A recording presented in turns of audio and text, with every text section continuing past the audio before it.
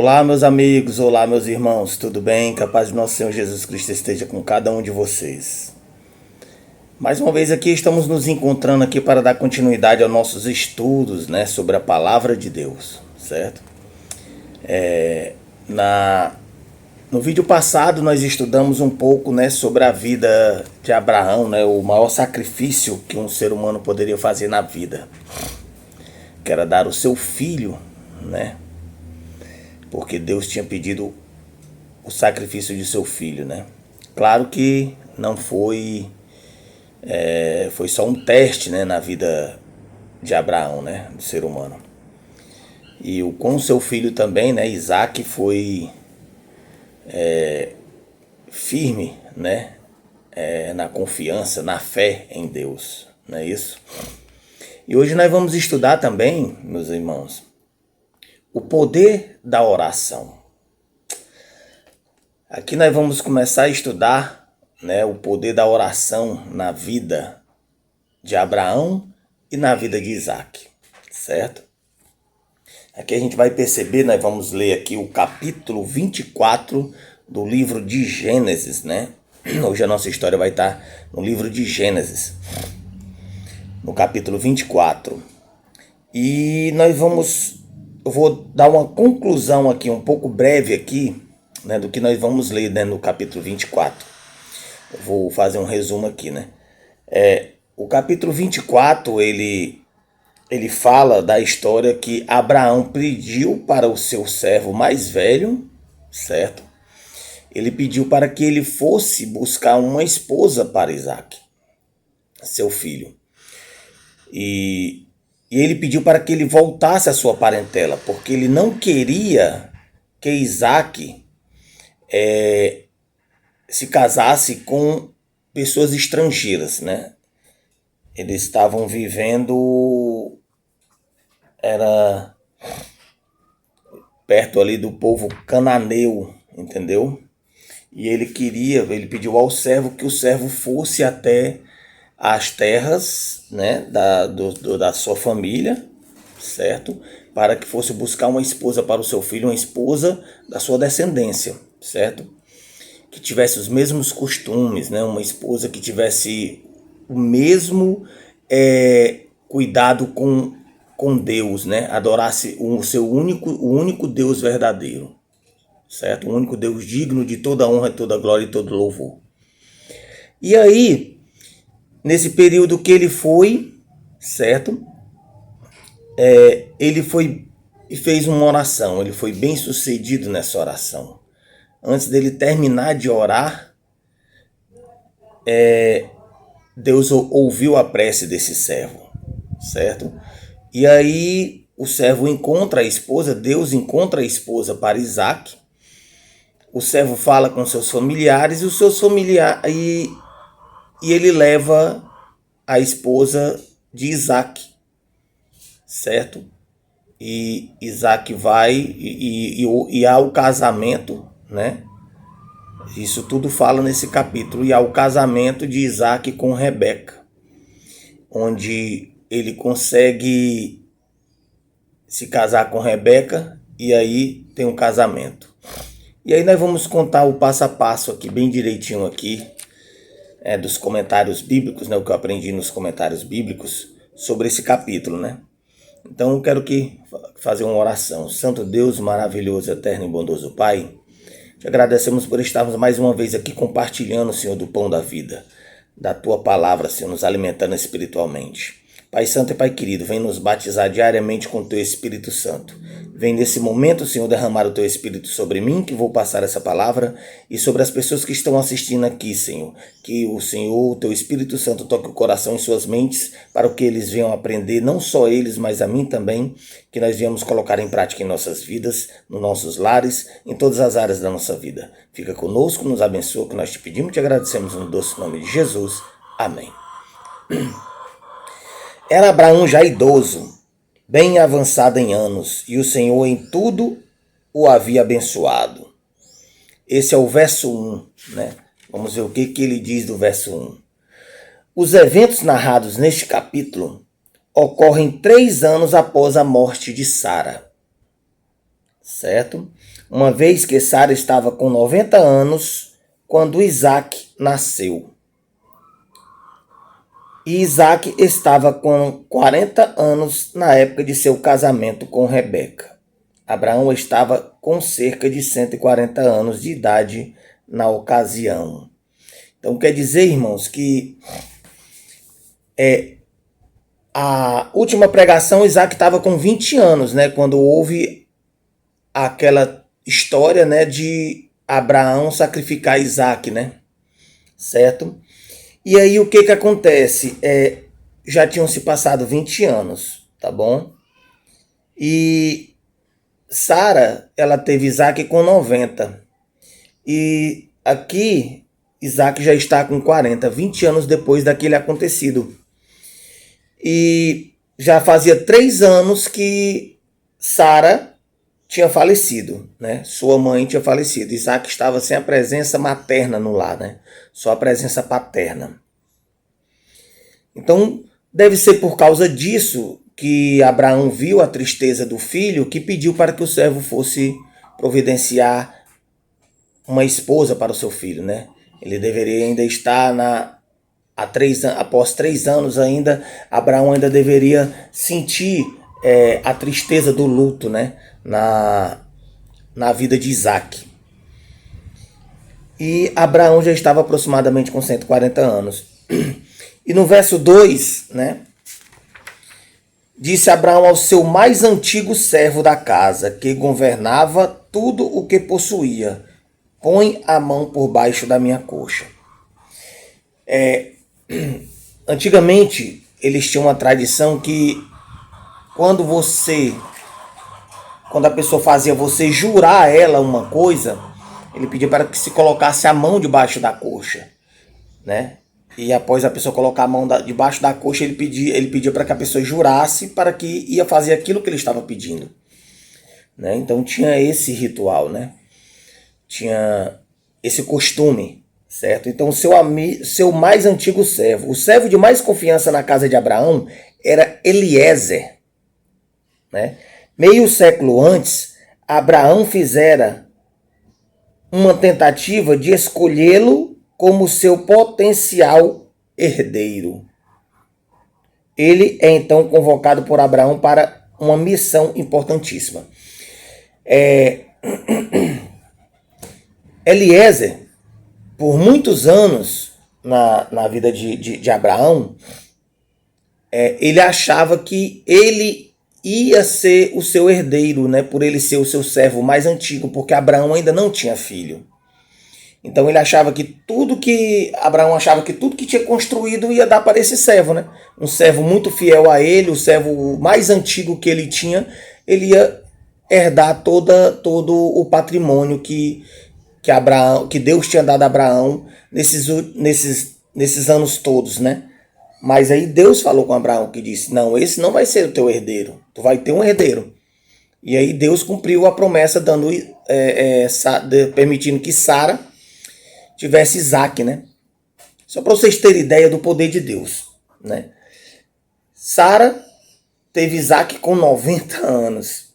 Sara era estéril, não podia ter filho. E Deus permitiu que ela chegasse a 90 anos, depois que ela estivesse já na menopausa. Sara já não menstruava mais, né? Sara já não tinha mais o seu ciclo, né, menstrual. Ela já tinha cessado a sua regra, né? E Sara, com 90 anos, Sara estéril, Sara não menstruava mais, quer dizer, não ovulava mais, né? E você vê o poder de Deus. E Sara engravidou de Isaac e teve Isaac, certo? E aí nós vamos para o verso 12, né? Do verso 12 ao 15. E disse consigo: ó Senhor Deus de meu senhor Abraão, rogo-te que me acudas hoje e uses de bondade para com meu senhor Abraão. Eis que estou ao pé da fonte de água, e as filhas dos homens desta cidade saem para tirar água.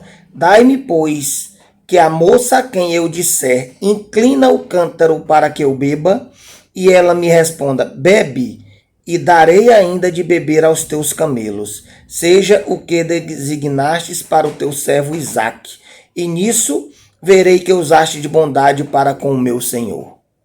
Considerava ele ainda, quando saiu Rebeca, filha de Betuel, filho de Milca, mulher de Naor, irmão de Abraão, trazendo um cântaro ao ombro.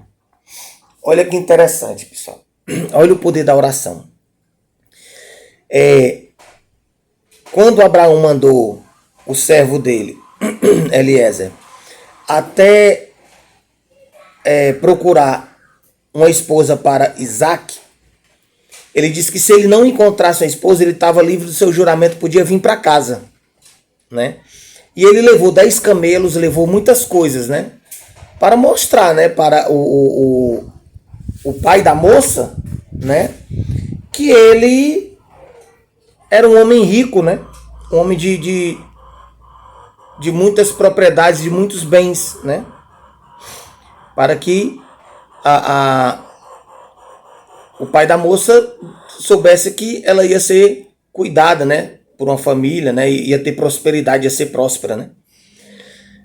E aí ele tinha ajoelhado esses 10 camelos próximo, né, e Eliezer começou a orar a Deus, começou a falar com Deus, pedindo que Deus fosse benevolente com o seu servo Abraão e o seu filho Isaque, o seu outro servo, né.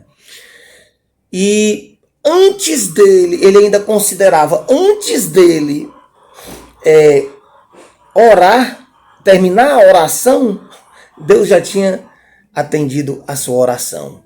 Isso é muita fé, né? É orar pedindo com fé. E olha o que os comentários bíblicos falam sobre isso. Havendo sido criado na religião de seu Senhor, e sendo ele próprio um firme crente no verdadeiro Deus, Eliezer silenciosamente orou por sabedoria, direção e sucesso.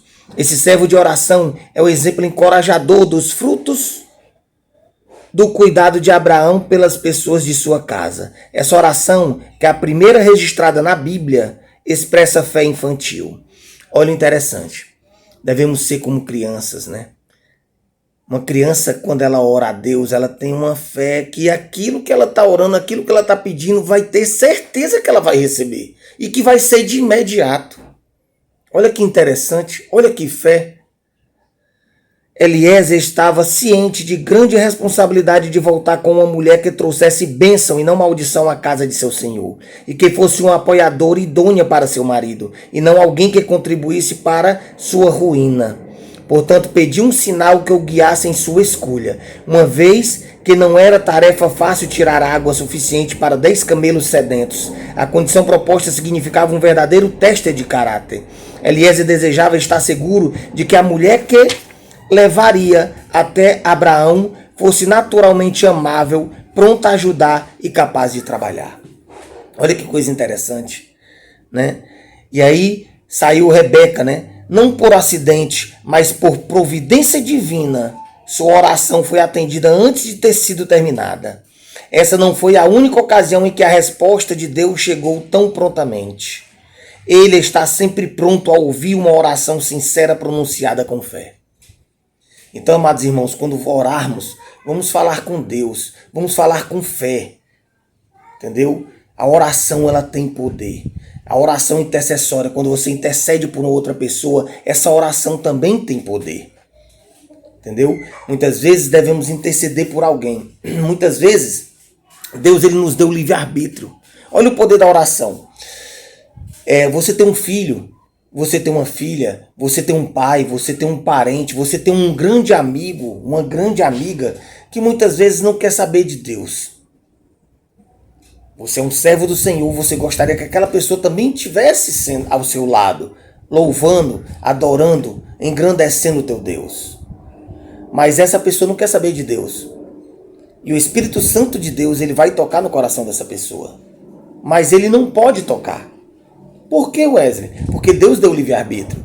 A partir do momento que ele for tocar no coração dessa pessoa, o Espírito Santo, o inimigo de Deus, Satanás, ele vai chegar e vai dizer: por que o Espírito Santo está tocando no coração de fulano, de fulana? Se ela não quer saber de ti, cadê o livre-arbítrio? Tu está infringindo a lei que tu criaste, o livre-arbítrio. Mas aí, se tu estiver fazendo oração intercessória por aquela pessoa, pedindo que o Espírito Santo de Deus toque no coração daquela pessoa, que ela aceite a ti como teu salvador pessoal, que o Espírito Santo de Deus ele toque no coração daquela pessoa para que ela venha se redimir, venha se ajoelhar, venha saber que tu, sem tu, ela não é nada na vida. Ela venha se entregar a ti. Deus ele vai poder olhar para o inimigo e dizer assim, não, eu estou apenas atendendo a oração daquele meu servo, daquela minha serva que está intercedendo por aquela criatura, por aquela pessoa, por aquele meu filho que está desgarrado. Olha o que é o poder da oração, pessoal. É muito importante o poder da oração.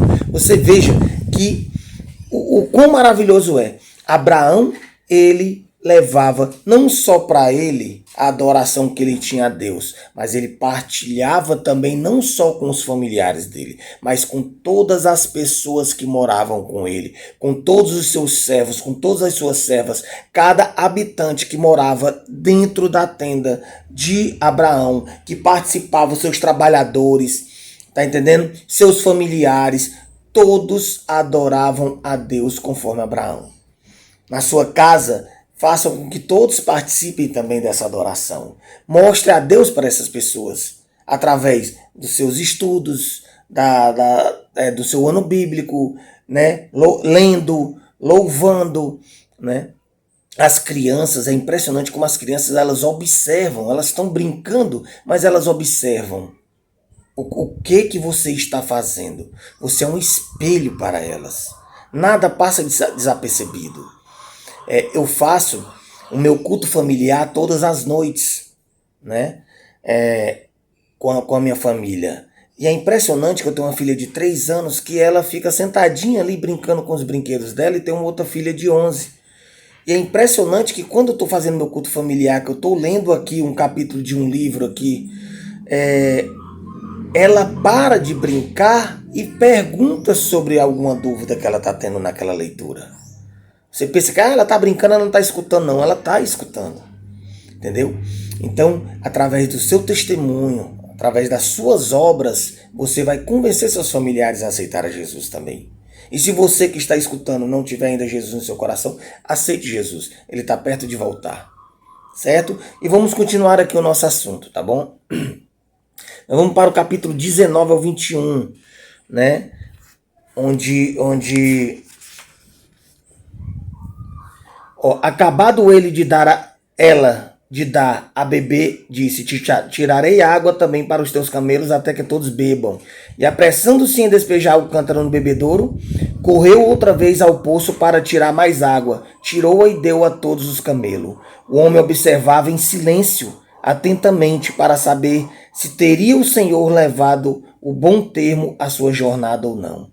Tendo os camelos acabado de beber, tomou... Pronto. Então, olha aqui, ó. Rebeca, a quem havia sido solicitado apenas um gole de água para um cansado viajante, imediatamente manifestou sua disposição amável. Seu oferecimento de tirar água para os camelos foi voluntário e não obedecia a um costume. Demonstrava um genuíno desejo de ajudar a quem precisasse. Não se deve esquecer, contudo, que sua amabilidade foi utilizada na providência de Deus como evidência de que ele a havia escolhido para ser a esposa de Isaac. O oferecimento feito por ela só poderia ser a resposta plena à oração de Eliezer se viesse como um reflexo natural de seu caráter. Eliezer ficou tão fascinado pela prestimosidade natural de Rebeca que a deixou tirar água para seus 10 camelos sem nem mesmo oferecer-se para ajudar. Ficou surpreso pela precisão e rapidez com que a providência havia atendido sua prece por direção. Hesitou momentaneamente. Seria mesmo verdade? Da mesma forma, os discípulos custaram acreditar quando Pedro, após ter sido libertado da prisão por um anjo, apareceu repentinamente diante deles. Embora estivesse orando pela segurança dele, foi-lhe difícil aceitar a resposta à oração quando ele veio. né? Esse relato aqui que eles falam está em Atos capítulo 12, versículo 12 ao 17. Depois, se vocês quiserem ler, é interessante. Foi quando Pedro estava na prisão e veio o anjo e libertou preso. E libertou Pedro da prisão. E aí, quando Pedro chegou que bateu na porta, os discípulos que estavam lá na casa foram difícil acreditar que era realmente Pedro. Entendeu? Quer dizer, mais um relato de que os discípulos ainda estavam orando, pedindo proteção de Pedro. Né? Que Pedro não acontecesse nada de ruim com Pedro. E o anjo do Senhor já tinha libertado preso do cárcere, né? Pedro do cárcere, né? Pedro da prisão. Entendeu? E aí, nós vamos para o capítulo, o verso 26, né? O que o verso 26 diz? Então se inclinou o homem e adorou ao Senhor. Olha aqui, pessoal. O fiel servo de Abraão não só orava por ajuda, mas também expressava gratidão ao recebê-la. Ele deu a Deus a glória pelo sucesso de sua missão. Eliezer é um exemplo notável do valor da religião familiar. Tá vendo? Abraão nunca havia considerado sua religião meramente como costume particular, mas havia vivido e ensinado, tornando os membros de sua vasta família, principalmente nos requisitos e privilégios da aliança divina. Eles haviam sido levados a crer no verdadeiro Deus e a imitar o exemplo de fidelidade de Abraão. As duas orações de Eliezer no poço da cidade de Naor evidenciam o valor do testemunho no lar. Todas as palavras que eu disse, olha que impressionante, é o poder da oração. E mais ainda, muitas vezes oramos, pedimos, reclamamos e pedimos mais uma vez e pedimos mais uma vez. E nunca agradecemos pelo que nós temos. Estamos cegos em só enxergar o que não temos. E nós não enxergamos o que temos. Quão é importante agradecer. Vou contar uma história aqui, pessoal. Uma vez, um homem sonhou que tinha ido ao céu. Quando chegou no céu, tinha vários departamentos, vários anjos trabalhando. E aí tinha as salas. E aí ele viu que tinha muito anjo numa sala. E ele perguntou e disse: que sala é essa? Aí ele chegou e disse: essa sala é a sala que os anjos estão pegando os pedidos de orações e organizando. Ele, tudo bem. E eram muitos anjos, tudo super atarefados. E aí, noutra sala, muito anjo trabalhando. E essa outra sala? Aí chegou e disse assim: essa sala é a sala que eles estão aprontando os pedidos de oração para entregar a resposta para as pessoas. Legal. Aí quando ele olhou na outra sala e disse: e essa sala? Uma sala grande, poucos anjos, mal vejo o movimento. Aí ele chegou e disse: essa sala é a sala dos agradecimentos. Os anjos estão organizando os agradecimentos. Então muitas vezes pedimos demais e não sabemos agradecer. Muitas vezes Deus nos dá as bênçãos, mas não sabemos agradecer. Entendeu? E veja aqui, de imediatamente, Eliezer começa a orar a Deus, começa a falar com Deus. Antes de terminar a oração, Deus atende a oração de Eliezer. E quando ele percebe que ele vê Rebeca fazendo tudo conforme ele tinha pedido a Deus, ele se ajoelha novamente no mesmo canto e agradece a Deus pela resposta que Deus deu à sua oração. Com certeza, Abraão também estava orando também, pedindo a Deus que Eliezer fosse bem sucedido em sua jornada. Com certeza também Isaac estava orando também, pedindo que Deus o desse uma esposa parecida com sua mãe. Uma esposa conforme fosse as benevolências que sua mãe fazia com ele. Ele estava sem a mãe, ele estava ainda enlutado. E Agora nós vamos para o capítulo não, verso 52, né, do capítulo 24.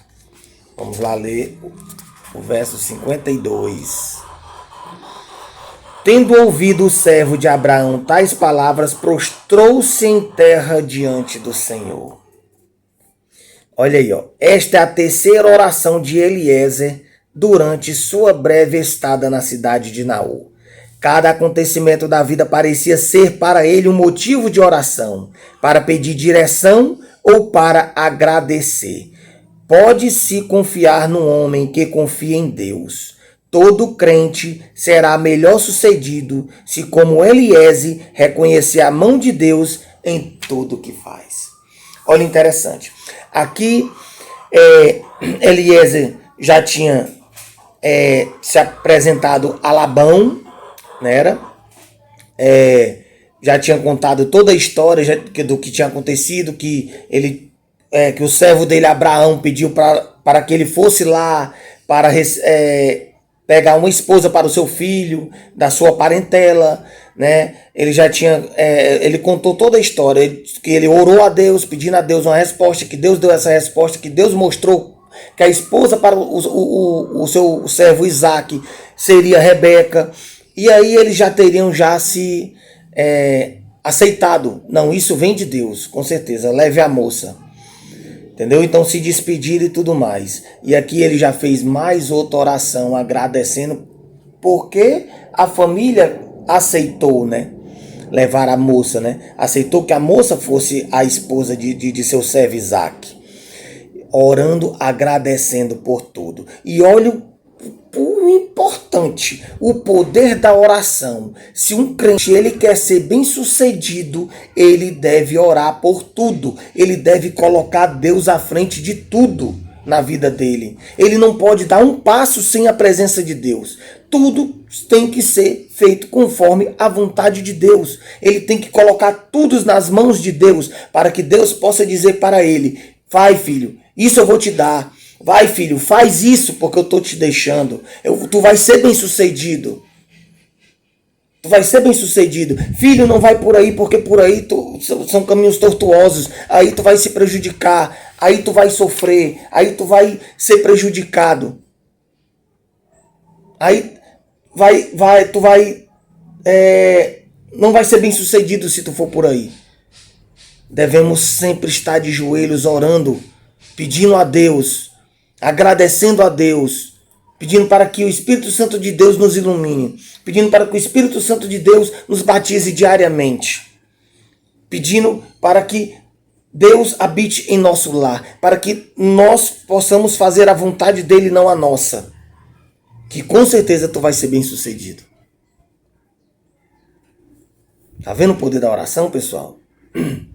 E agora nós vamos para o verso 63, né? Vamos ver o que o verso 63 diz.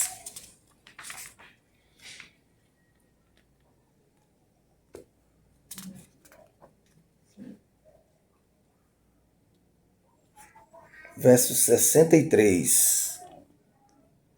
Saíra Isaac a meditar no campo, ao cair da tarde, erguendo os olhos, viu, e eis que vinham camelos. Né? Olha o que diz aqui, ó. O significado exato é possível que Isaac estivesse meditando sobre um retorno seguro para Eliezer com sua futura noiva, ou orando por isso. Tá vendo, pessoal? É certo que ele estava aguardando o iminente retorno deles da Mesopotâmia.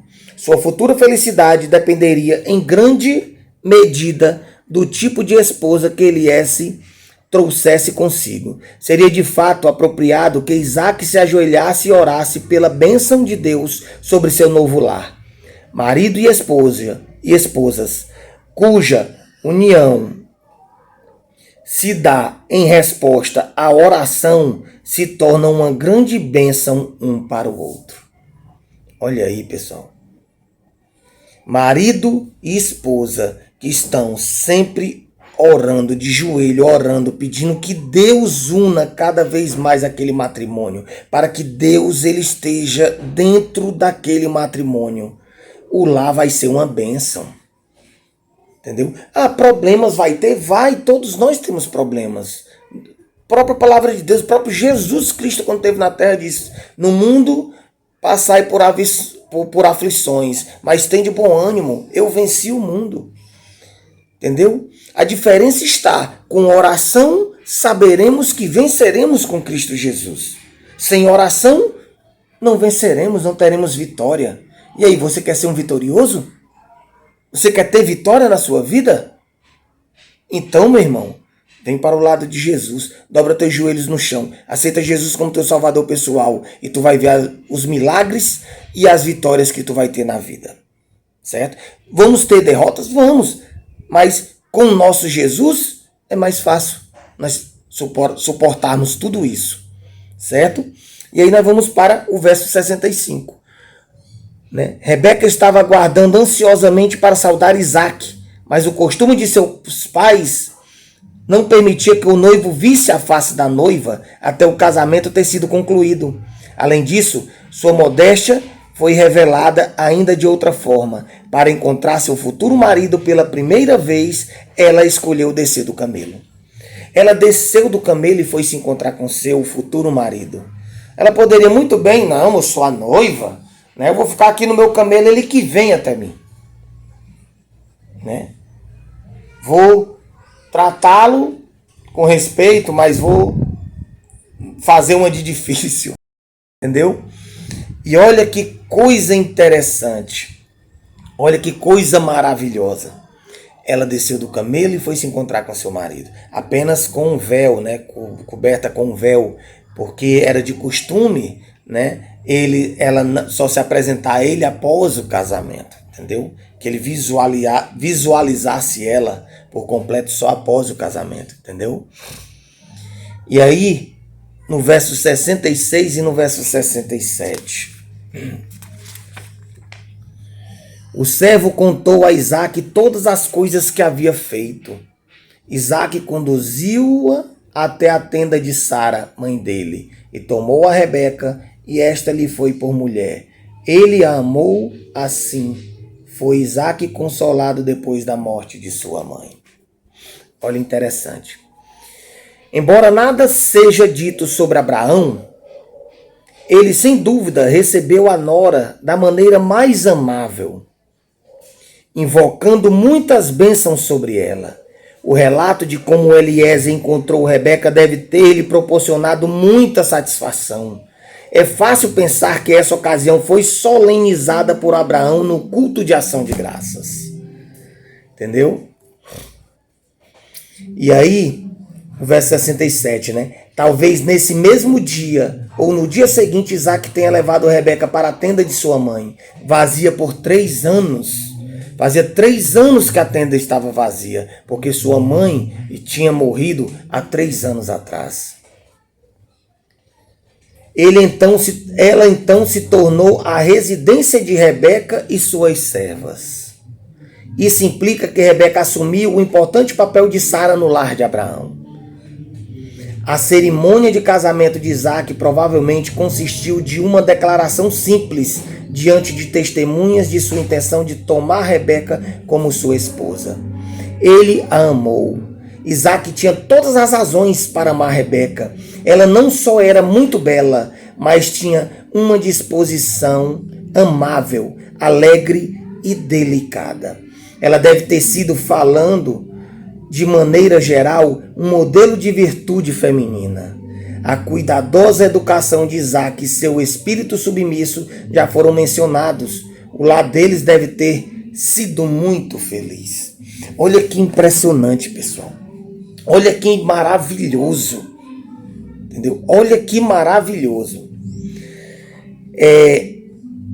O casal foi unido por Deus. Jovem, você que está à procura de uma namorada, à procura de um noivo, à procura de uma esposa, de um esposo, ora a Deus, entrega nas mãos de Deus essa vontade. Deixa Deus escolher o teu marido, deixa Deus escolher a tua esposa, que você vai ser muito feliz na vida. Se você escolher por conta própria, não vai ser feliz, não vai ter um lar feliz. Entrega nas mãos de Deus. Deixa Deus procurar o teu esposo. Deixa Deus procurar a tua esposa. E homens, não queiram ser os maiorais do lar. Não queira ser o bichão. Não queira mandar no seu lar. Respeite a sua esposa. Trate-a com carinho. Cuide dela. Zele por ela. Esposa, não queira ser autoritária dentro do lar. Não queira ser a mandona dentro do lar. Respeite o seu esposo. Respeite a sua esposa. Fique do lado do seu esposo, do lado da sua esposa. Coloque Deus dentro do seu lar. Que a paz de Deus vai reinar dentro do seu lar. Deixa o Espírito Santo trabalhar na tua vida. Na vida de vocês, no lar de vocês, com suas crianças.